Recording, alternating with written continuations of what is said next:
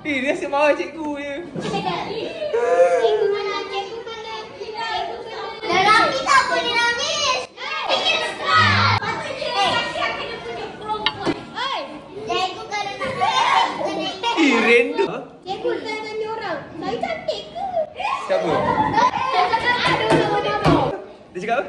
Dia cakap kalau awak cantik, anak pun cantik. Tu yang suka pasal tu. Random.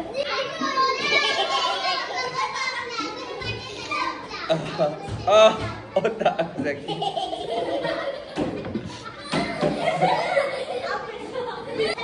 Cikgu ada sigma. Cikgu ada sigma tu